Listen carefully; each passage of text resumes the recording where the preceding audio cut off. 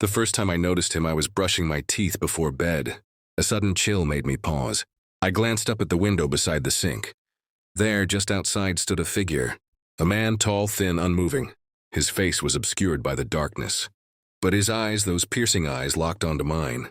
My breath caught in my throat. Then, as quickly as he appeared, he vanished into the shadows. I told myself it was a trick of the light. Maybe a reflection from the street lamp. But I couldn't shake the feeling that he was watching me. Every night after that, the man was there, staring through my bedroom window. Always the same posture, always silent. I started keeping my curtains drawn tight. I didn't want to see him. I told friends, but they laughed it off. Probably just some weirdo, they said.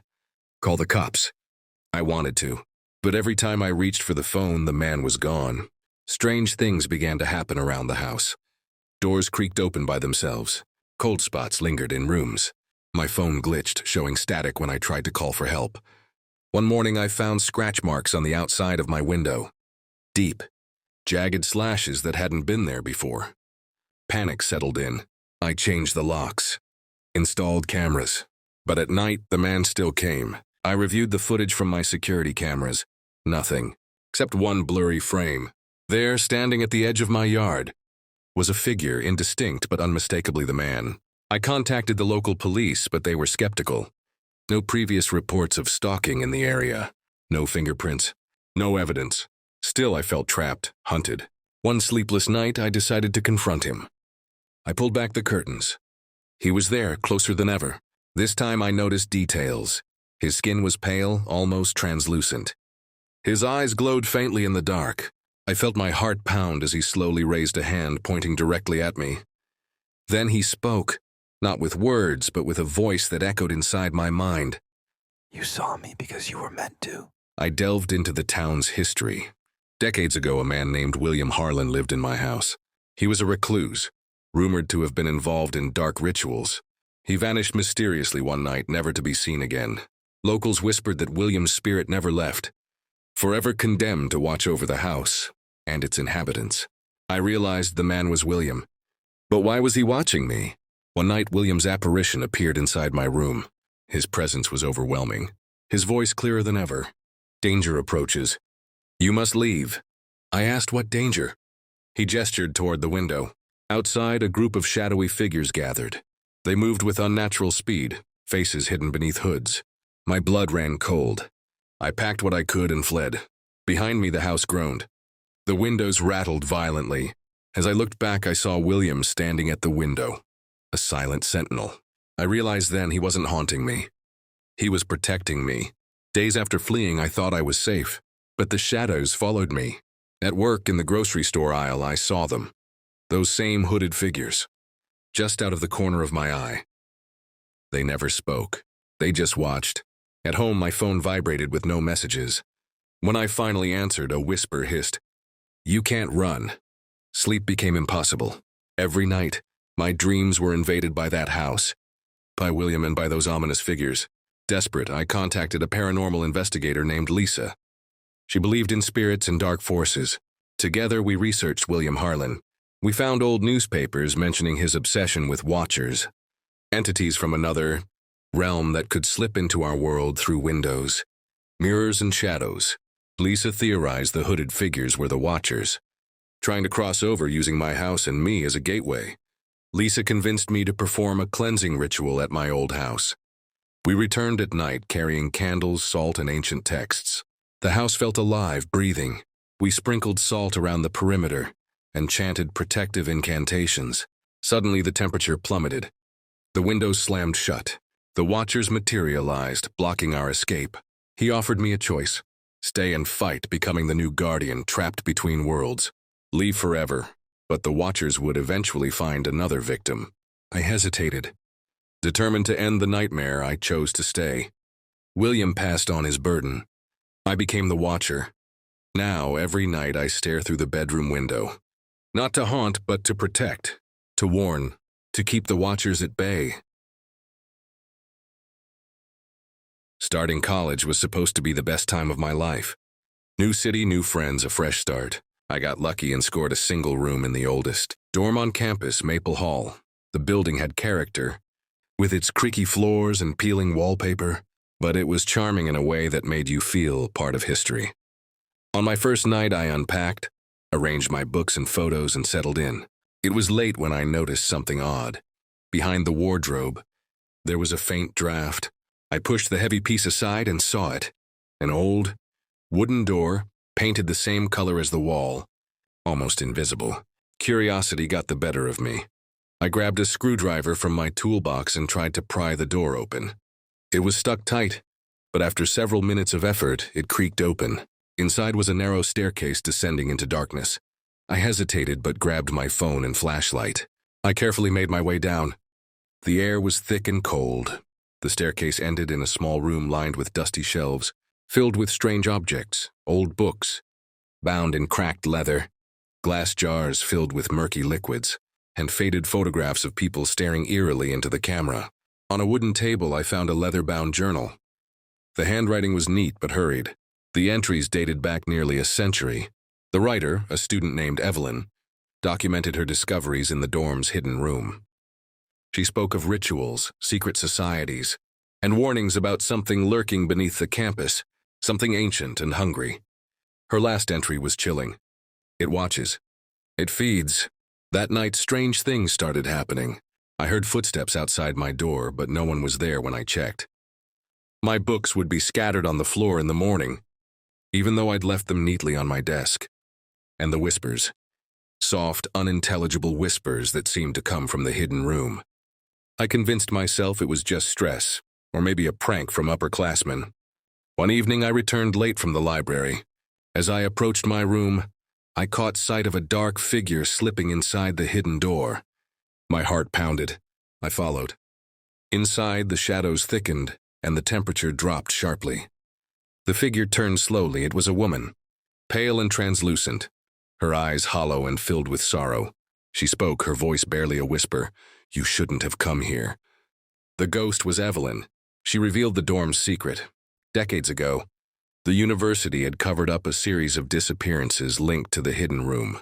The room was a gateway, sealed by ancient rituals to a dark dimension, inhabited by entities that preyed on fear and isolation. Evelyn had tried to stop them but failed. Now the curse was growing stronger, feeding off students' anxieties, pulling them into the darkness. After her warning, the door slammed shut behind me. I was trapped in the hidden room. The walls seemed to breathe, pulsing with life. Whispers turned into voices, pleading, screaming, warning. I realized the only way out was to confront the darkness itself. Following Evelyn's journal, I prepared a ritual. Candles were lit in a circle. Salt sprinkled on the floor, and chants murmured in a trembling voice. The air thickened. Shadows coalesced into twisted shapes.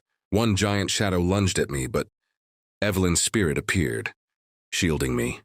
Together we banished the darkness back into its realm, sealing the door for good.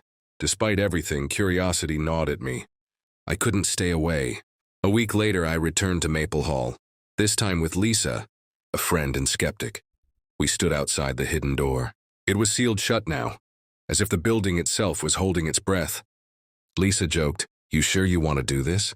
Ghost stories aside, it feels like we're messing with something we don't understand. I nodded, feeling a strange pull. We found a loose brick in the wall nearby, behind which was a rusty old key.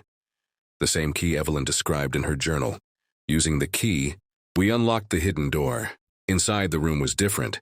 The air was thick, heavy like before. But something else was there, a presence. Watching us as we stepped in, a sudden chill swept the room. The walls seemed to shimmer, revealing faded images of past. Students, trapped souls, pleading silently. We realized the room was a liminal space, a boundary between our world and the dark dimension. Evelyn had fought among the shadows. A faint glow pulsed. I reached out and touched a spectral image of Evelyn's face. Her spirit spoke. "Clearly, you must break the cycle. The darkness returns every generation, feeds on fear. You must stop it before it consumes you all."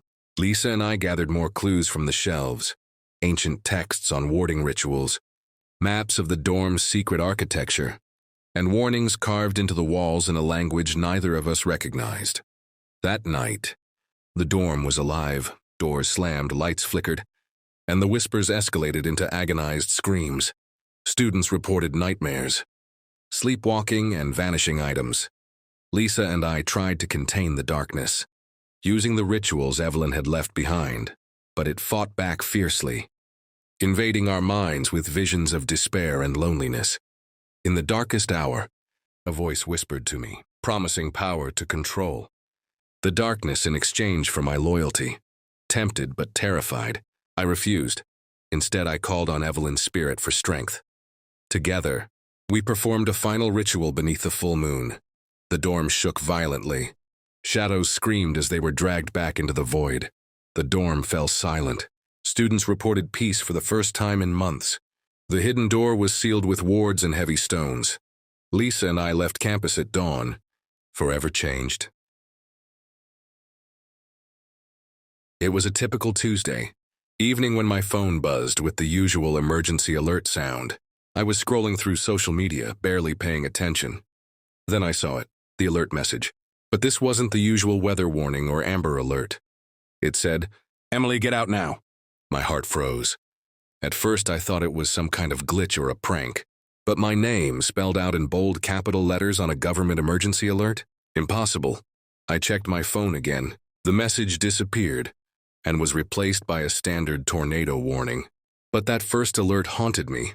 I rushed to call my roommate. "Jake, did you get that alert?" I asked. "No, nothing, just the usual warnings." I texted friends, posted online. No one else had seen the alert. Had I imagined it? Was someone hacking my phone? The next day, I was walking to class when a man approached me on campus. "You're in danger." "Emily," he whispered. Eyes darting around nervously, I stepped back. "Who are you?" "No time to explain. But you have to leave right now."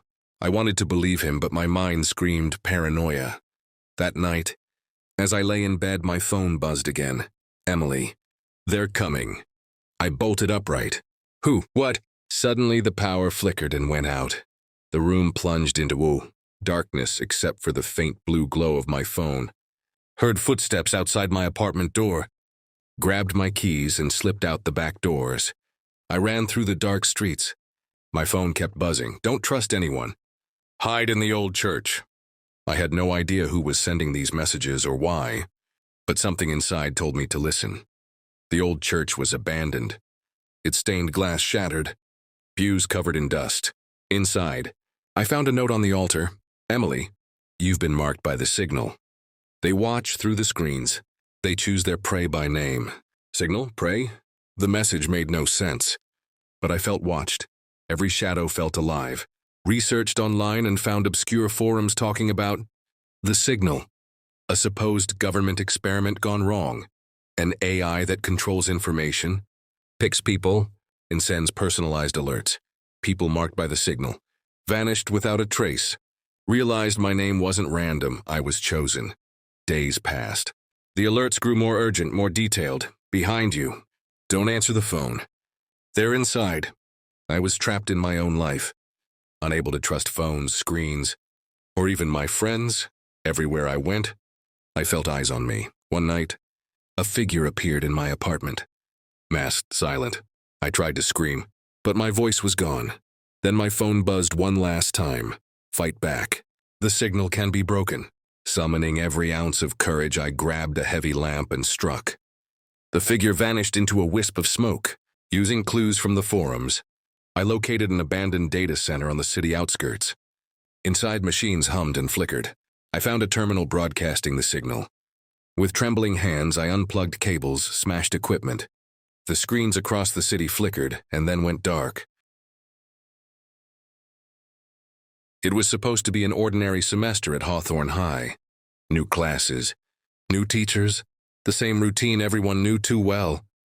But when I transferred mid-year, I quickly learned that some places on campus were best left alone. My name is Jake, a junior trying to keep my head down. Hawthorne High was one of those old schools with peeling paint and creaky hallways that smelled faintly of mildew and chalk dust. I thought I'd seen every corner of it, every classroom, every hallway, every forgotten nook. That was before I heard about room 2113. At first, it was a joke among the students. The ghost classroom. The one that doesn't exist. Rumors said it was once a special study. Room for a group of students who vanished decades ago. The school administration denied its existence outright. Room 213? There's no such classroom in this building. Mrs. Lawson, the school secretary, told me with a forced smile when I asked, but everyone whispered about it. Some said it appeared only at night, glowing faintly down a long hallway on the 3rd floor. Others claimed to have seen students enter but never come out. Curiosity got the best of me. One rainy afternoon, after school had emptied out, I found myself wandering the hallways. The old floorboards creaked beneath my feet, and the lights flickered overhead. I was heading to the library when I noticed the long hallway on the 3rd floor, the one everyone said was where room 213 would appear. There was a door I hadn't noticed before, plain, wooden, with the number 213 crudely scratched onto the peeling paint. I froze. I was sure this door wasn't there earlier in the day. I knocked softly, my heart racing. The air around me seemed to chill. No answer. I pushed the door slowly. It creaked open. Inside, the room looked like a perfect replica of a classroom. Old wooden desks, a chalkboard covered with half-erased equations, and stacks of yellowed papers on a teacher's desk. But the air was thick, like the room was holding its breath. I stepped inside. The door slammed shut behind me. The lights flickered and then went out completely. My phone had no signal. I was plunged into darkness, save for the faint glow of the exit sign above the door. But that door was now a solid wall. The room was not just empty. It was trapped in time. Suddenly voices whispered, soft and unintelligible at first, then clearer. "We're still here." I turned to see shadows gathering in the corners. Faint silhouettes of students, kids in old-fashioned uniforms, their faces pale and eyes hollow. One boy stepped forward. "My name is Tommy. We were trapped here. Forgotten." They told me they were part of a class from the 1950s, sealed inside the room during a tragic fire that destroyed part of the school. But room 213 was spared, or cursed depending on who you asked. They had been stuck there ever since, unable to leave, reliving their last moments on loop. I wanted to help, but how? Tommy whispered a warning. "The room doesn't want you to leave. It feeds on your fear." The walls began to close in. Desks shifted as if alive. The chalkboard started writing by itself, "Stay with us forever." I remembered the journals I'd found in the library's archives. Old notes from a teacher named Miss Harper who'd tried to save the students. Her last entry mentioned a ritual, a way to free the trapped souls. I followed Tommy's instructions and gathered items from the room. A rusty key, a cracked mirror, and a candle. I placed the candle in the center of the floor, lit it, and held the mirror toward the door. The whispers turned to screams. The walls trembled, but then light burst through the doorframe. I stumbled out, gasping. The hallway was back. The door to room 213 had vanished again, replaced by a bare wall. I ran down the stairs and out of the school, never looking back. But sometimes at night I hear whispers in my dreams. "Thank you." And when I walk past that 3rd-floor hallway, I swear I see a faint glow behind the wall. Room 213 may have disappeared, but the classrooms and its lost students are still there, waiting. Days after that terrifying experience, I tried to convince myself it was a nightmare or some kind of hallucination, but nothing felt normal anymore. The school halls seemed colder, quieter, like a secret was watching me. I couldn't focus in class. My grades started slipping, and my friends noticed I was distant, distracted. One afternoon, as I sat in the cafeteria, I felt a cold breath on my neck. I turned sharply but saw no one. Later, my phone buzzed with a text message, but it was from an unknown number. "You freed us, but the door isn't closed." My blood ran cold. Against my better judgment, I decided to return to Hawthorne High after hours. I wasn't sure what I was looking for. Answers, closure, or maybe just confirmation that room 213 wasn't gone forever. The school was silent, save for the echo of my footsteps. I made my way to the 3rd floor, heart pounding. There, where the wall had been solid before, a faint outline of a door shimmered in the dim light. It was translucent, almost like a veil between two worlds. A voice whispered from beyond, "Come back. We need you." Part 8, The New Guardian. I realized then that the classroom wasn't just a prison for the lost students, it was a gateway. And now it was opening again. This time it wanted me, not just to visit, but to stay. I had to make a choice.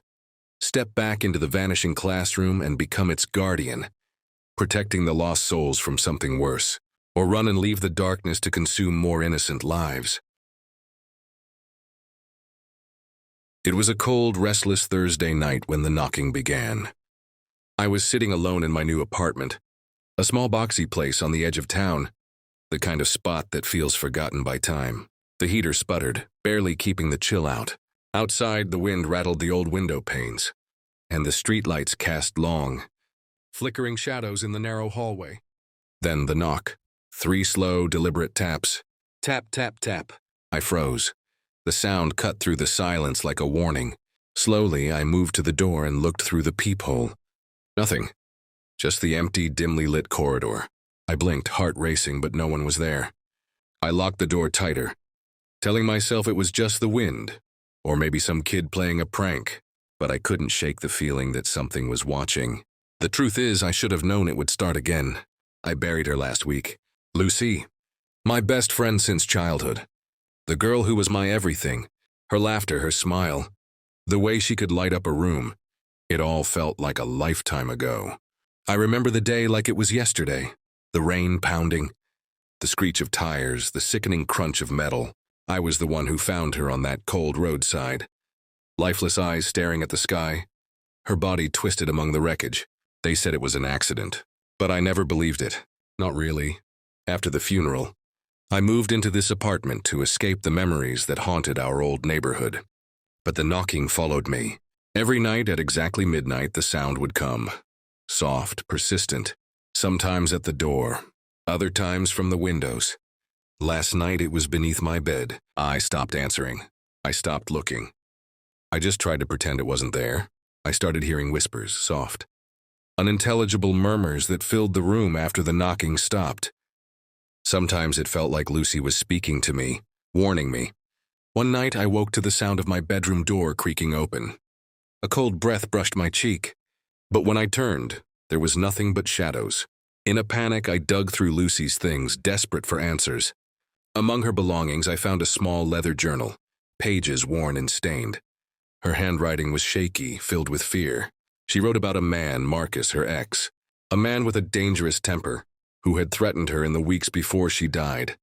I had no idea. Then the knocking became frantic, urgent. One night, I opened the door, hoping to confront whoever was tormenting me. But no one was there. Instead, I heard a voice, soft and broken, whispering from the dark hallway. "Help me." I turned quickly, and for a brief moment I saw her.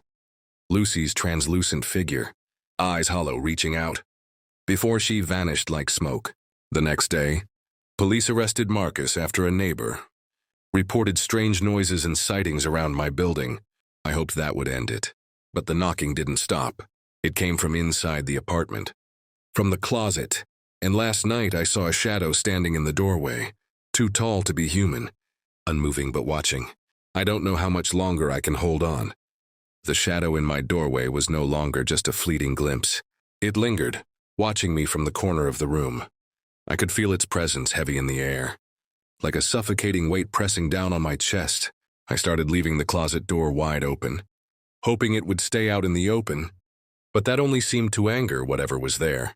The knocking became louder, more frantic. Now it wasn't just 3 taps, but dozens, pounding like a relentless drum against the doorframe. Sleep was impossible. My nights became a nightmare of whispered warnings and cold fingers brushing my skin. One evening I found the journal again, tucked beneath the bed. This time a new entry had appeared, written in a shaky, unfamiliar hand. "He's coming for you next. Don't trust the shadows." I didn't know who he was, but deep down, I feared Marcus wasn't the only threat. Then last night, the knocking started earlier than usual, before midnight. At 9:47 p.m. exactly, I was in the kitchen when the door rattled violently. Heart hammering, I crept to the peephole. There she was, not Lucy, but a woman, pale and dripping wet, face hidden beneath tangled black hair. She raised a hand and knocked once, slow and deliberate. Tap. My breath caught. The woman whispered through the door, voice like cracking ice. "You buried her alive.